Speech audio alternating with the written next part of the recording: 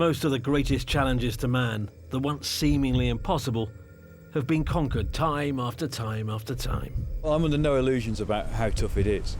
To put it in perspective, only 5 people have completed this, and that's 7 less people than have walked on the moon.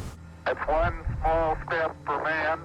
And 1969, the year that man first landed on the moon, was the year that man first sailed non-stop around the world.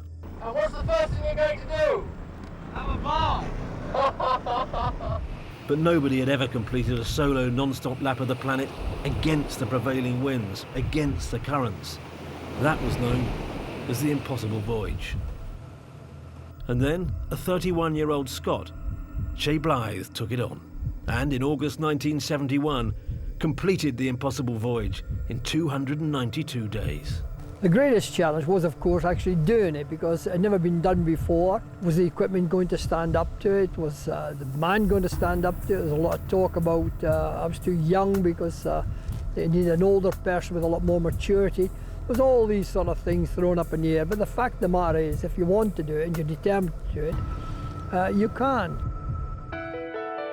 This year is the 40th anniversary of that achievement, and British solo skipper Steve White is on a mission, not just to complete the journey, but to set a new record time. White's a proven solo skipper, and in 2008 was one of 30 to take on the world alone in the Vendée Globe. Millions followed the race, and the media really engaged with White from the start.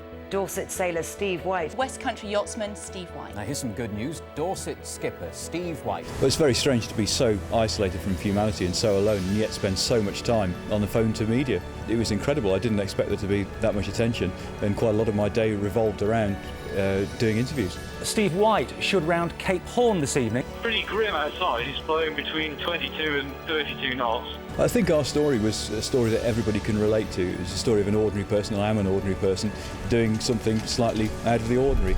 And we will go on and do other things that are out of the ordinary as well. Of the 30 skippers who started the race, just 11 made it to the finish.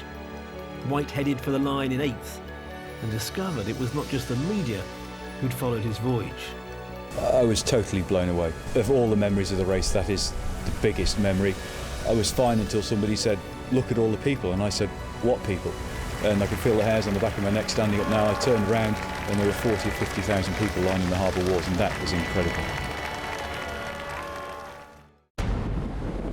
The experience has inspired White to take on the impossible voyage, to sail the same course as Chay Blyth, but to do so in an extreme high-performance sailing machine.